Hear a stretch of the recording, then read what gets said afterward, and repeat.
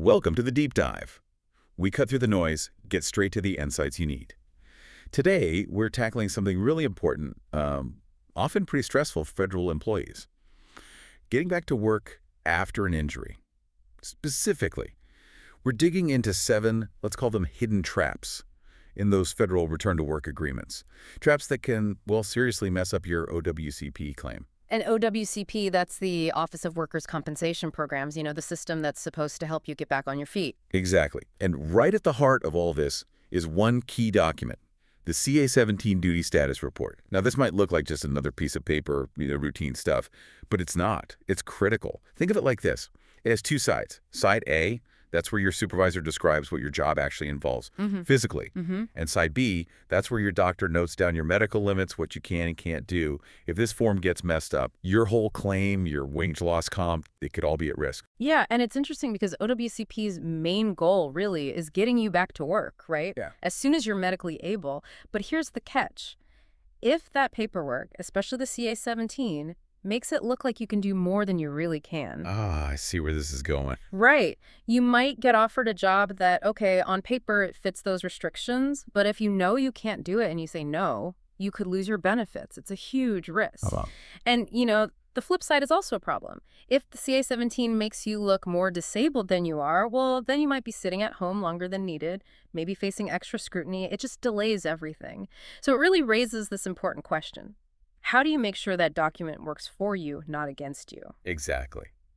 So that's our mission today. We're going to walk you through these 7 common traps.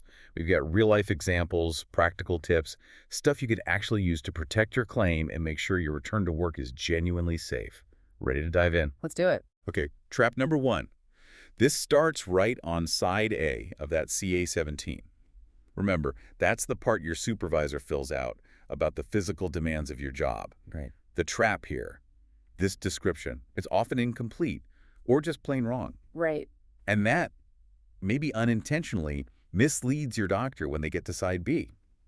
A lot of supervisors, honestly, they aren't really trained on how to fill this out properly. They might lowball the effort or just forget about certain tasks. Totally. Like, let's picture a postal letter carrier. Injures her shoulder. Her supervisor fills out side A. Writes down lifting is, say, up to 20 pounds because, okay, maybe she's on a modified route right now. But that's not her real job requirement. Exactly. They completely ignore that a regular carrier might need to lift up to 70 pounds sometimes, intermittently, but still. So the doctor sees 20 pounds max on the form. Clears her to lift, 15, 20 pounds. Makes sense, based on the form. Right. But then she goes back to work, gets handed a route with 30-pound mail satchels. Now she's in pain. And management.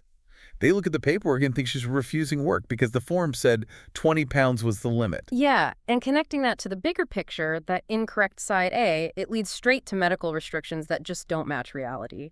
Later on, OWCP or the agency might look back and say, hey, suitable work was available based on the documented restrictions, even though those restrictions came from bad info. So in our example, the letter carrier. Right. If she can't lift the 30 pounds, has to stop working again.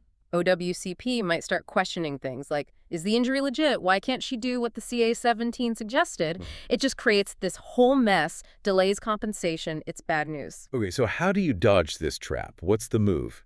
It's pretty straightforward, actually. Before you even think about giving that form to your doctor, you need to check side A yourself. You have to be proactive. Definitely.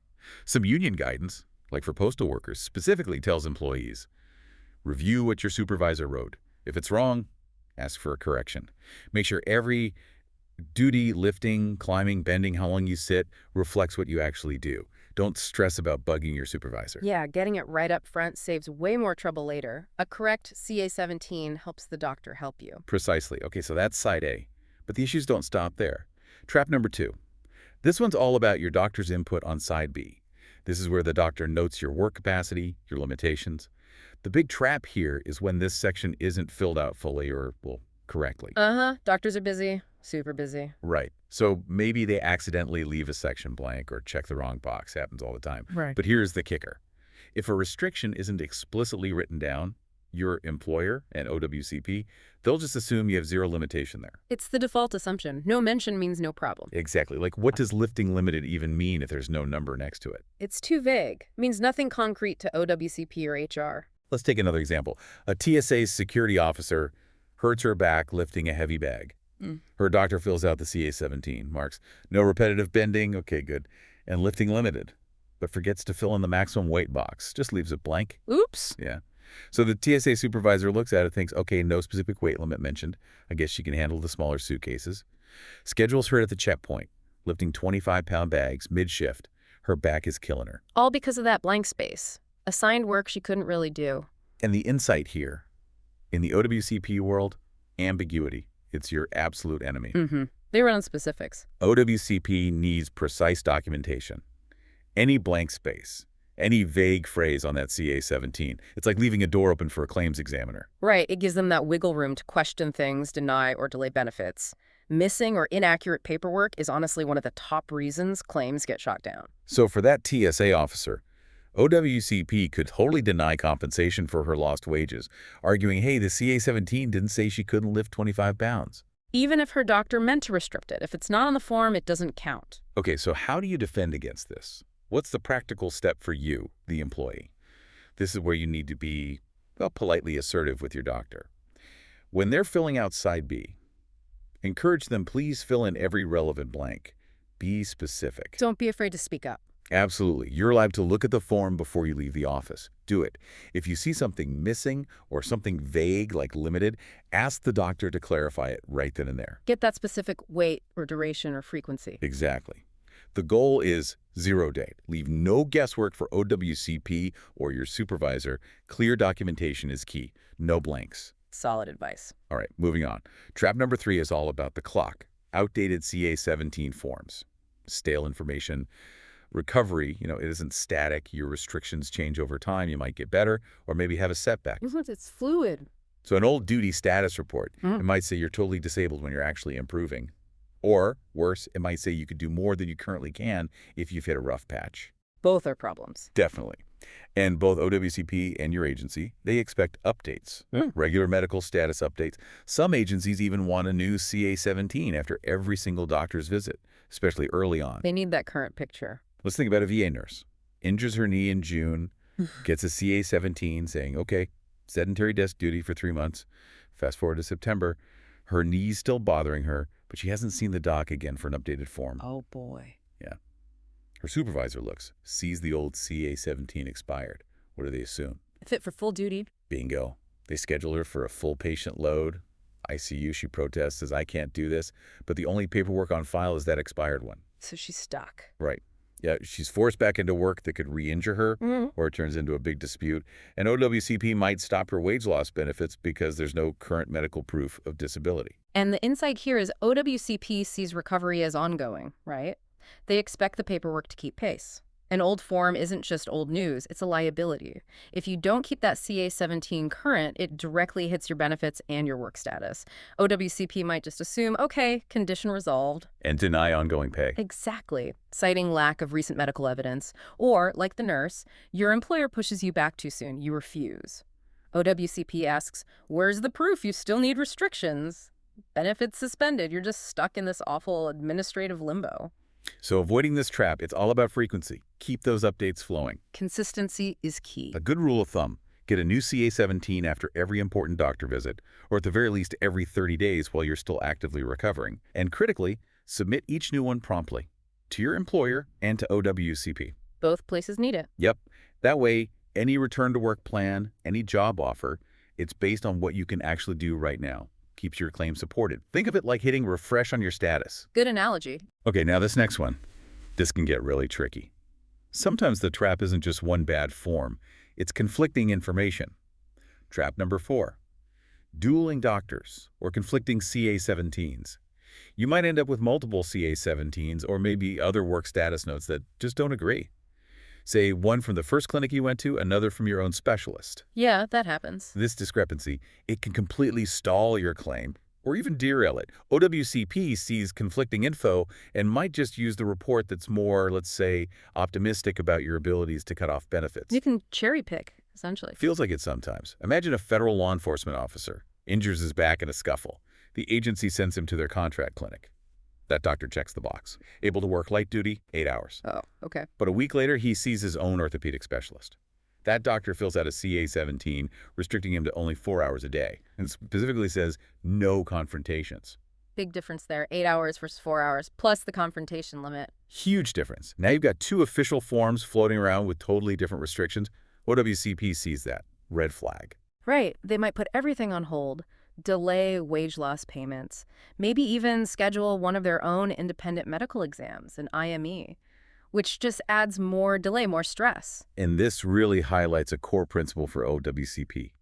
They need consistency, clear medical direction. Now, under FECA, that's the Federal Employees Compensation Act, you absolutely have the right to choose your own treating physician. That's important. Crucial.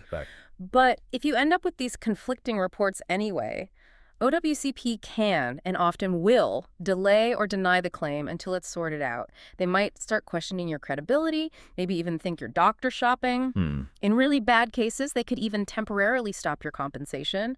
And on the other side, your employer might accuse you of refusing work if you don't follow the easier, less restrictive release. It just undermines the whole claim. So what do you do if you're caught between two different medical opinions on paper? You got to act fast. Don't let it linger. Pick your lane, usually with your chosen treating physician, and document everything. Address it head on. Yes. Provide OWCP with a clear explanation from your chosen doctor. Maybe even a narrative report explaining why their opinion is different, why it's the more accurate one based on your condition, and critically, tell your employer. Let them know you have updated, perhaps more restrictive limitations, and give them that latest, most accurate CA-17. Bottom line, get everyone on the same page with one clear, unified medical message. Makes sense. Okay, trap number 5. This one's a bit counterintuitive, almost ironic. It's the flip side of refusing a job. The trap here is accepting or going along with a return-to-work assignment that actually goes beyond your real medical restrictions. Why would someone do that? Good question. Sometimes people feel pressured, right? Like they have to give it a try to show they're willing, or maybe they just trust the agency, assuming the light-duty offer must be safe. Trusting the system may be too much. Could be, but if the CA-17 that offer was based on didn't capture all your limitations, you could end up hurting yourself worse and really muddying the waters for your OWCP claim. Double whammy. Physical setback and claim problems. Exactly. Let's say a postal clerk. Severe wrist strain. The CA-17 was done quickly at an urgent care. It noted no lifting over 5 pounds. Okay. But it said nothing about repetitive motions or keyboarding, even though sorting mail involves tons of that. Key omissions again. Big time. So the Postal Service finds a make-work job. It respects the 5-pound limit, sure, but it requires constant, nonstop manual sorting. She wants to keep her job, feels the pressure, so she accepts. Within days, her wrist pain is back, worse than ever. And now management can say, hey, we follow the restrictions on the form, and OWCP, they might look at it skeptically. Is this really the original injury flaring up or something new? Did she cause it herself? This exposes a really tough spot employees get put in. The system almost pushes you to try things that might not be safe, and it backfires badly. The real insight. Protecting your long-term health has to come first, even over short-term job security fears. Absolutely. Because when you do tasks you shouldn't, you risk making the injury worse or getting a whole new aggravation. And then it's super hard to prove it's connected back to the original claim. OWCP might call it a new injury, or just question your credibility altogether. And there's something else too, right? The LWEC. Yes, loss of wage earning capacity. This is a big one. If you manage to work, even painfully, in a light-duty job that technically fits the restrictions on that flawed CA-17, OWCP could look at that job and say, okay, that represents your new earning ability, and they can permanently reduce your compensation based on that job's wages. Permanently, wow. Yeah, reversing an LWC decision is really, really tough. So, accepting work you can't truly handle, it can effectively kill your claim by breaking that causal link to the original injury, or by letting OWCP decide you don't need as much financial support. Okay, so the advice here is crucial. What should you do? Know your limits and speak up. Loudly, if needed. Don't be a hero. Definitely not. If a task feels wrong, if it causes pain, stop. Check back with your doctor immediately. Get an updated note, a revised CA-17. Ideally, make sure that first CA-17 is rock solid. Insist your doctor includes all the relevant limits, things like no repetitive grasping over 30 minutes an hour, or limit keyboarding to X hours per day. Get specific. Super specific. Remember, a good return-to-work offer, a suitable offer, should never cause harm. If it does, something's wrong with the paperwork. Fix the paperwork before it snowballs into a bigger problem. Makes perfect sense. All right, this brings us to what might be the scariest trap for many people. Trap number 6. Refusing a job offer that OWCP deems suitable, especially when CA-17 issues are involved. This is the scenario. Yeah. You get a job offer. On paper, it looks like it matches your restrictions from the CA-17. But, in your gut or because of issues the CA-17 missed, that you truly cannot do that job, so you turn it down. And if that CA-17 doesn't back you up? OWCP can bring the hammer down. It's federal law.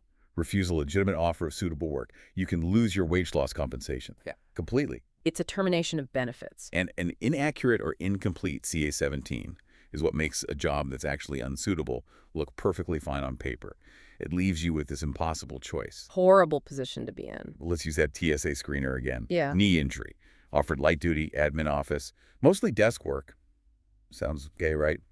But the offer letter mentions he'd need to occasionally stoop or kneel. Ah, there's the catch. Right. His current CA-17 restricts standing, lifting, but says nothing specific about kneeling. His physical therapy notes, they clearly say avoid kneeling due to pain, but that's not on the CA-17. So OWCP doesn't see it. Exactly. He declines the offer because of the kneeling. OWCP looks only at the CA-17, sees no kneeling restriction, declares the job suitable. They send him that dreaded 30-day notice, accept the job or your benefits stop. If he can't scramble and get his doctor to update that CA-17 fast to include kneeling, his comp checks are gone. And that's how a claim dies, because of a paperwork gap. It's brutal. And you really emphasize this, refusing suitable work. It's one of the quickest ways to lose that OWCP compensation. It really is. Once OWCP makes that formal finding, this job is suitable, and you don't accept, they terminate the wage loss benefits. Done. Medical might continue, but the paychecks stop. Correct. No more checks for lost wages, and undoing that, extremely difficult. OWCP basically says you could work, you chose not to, so you're no longer entitled to disability pay. So prevention is absolutely key here. How do you avoid ever getting into this nightmare scenario? You have to ensure any job offer truly fits your abilities before you even think about responding. And that means your CA-17 needs to be current, accurate, and comprehensive. Cover all the bases. Leave no stone unturned on that form. Exactly. If an offer comes in, you read the duties, and you spot something like that kneeling that isn't addressed in your current restrictions, you need to move fast. Get back to your doctor immediately. Ask for an addendum or a whole new CA-17 that specifically addresses that limitation. And do it before that 30-day response deadline runs out. Time is critical there. Absolutely. And communicate everything with OWCP in writing. Don't just ignore the offer. Doing nothing is treated exactly the same as refusing. Silence equals refusal in their eyes. Right. So your options are really accept it conditionally while seeking clarification, or refuse it with strong current medical justification that directly links to your CA-17. That medical evidence is your shield. It really is. Okay, our final trap, number 7. This one's a bit broader, kind of a catch-all, but it's so important. It's about poor documentation and communication throughout the whole return-to-work process. We're talking not just the CA-17 now, but everything else too. Supporting medical reports, emails back and forth, the official job offer letter itself, any return-to-work agreements you sign. The whole paper trail. Exactly. If you're not meticulous, if you don't dot your I's and cross your T's on everything, you can fall through the cracks. People assume someone else is handling it, or information gets lost. Or maybe you sign something without reading closely, like a return-to-work agreement that has fine print saying you confirm you have no other limitations. Ooh, that's dangerous. Very. Because later, that clause could stop you from claiming a real restriction that may be developed or wasn't obvious at first. Traps you. Let's imagine an IRS employee trying to get back to work after an injury. Agency gives her a written return-to-work agreement. She's eager, signs it quickly, but buried in there is a clause. By signing, she confirms she can do all essential functions of the modified job. Without exception noted. Right. A month later, she realizes that spending hours on the computer is really aggravating her neck injury. Something that wasn't the main issue initially, wasn't detailed on the CA-17. She brings it up. The agency pulls out the agreement. But you signed this. You agreed. And OWCP.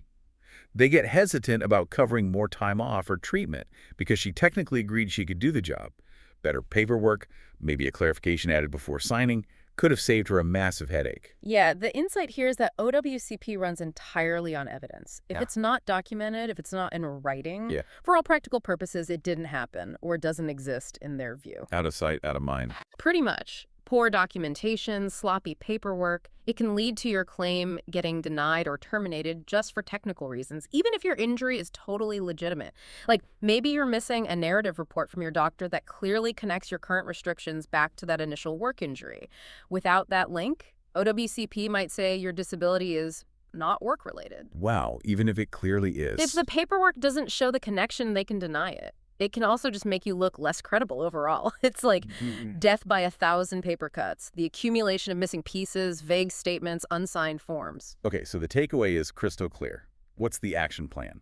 Document, document, document, and communicate proactively, clearly, and usually in writing. That paper trail is your absolute lifeline. Think of it that way. Make sure every restriction, every medical update, every significant conversation is in writing.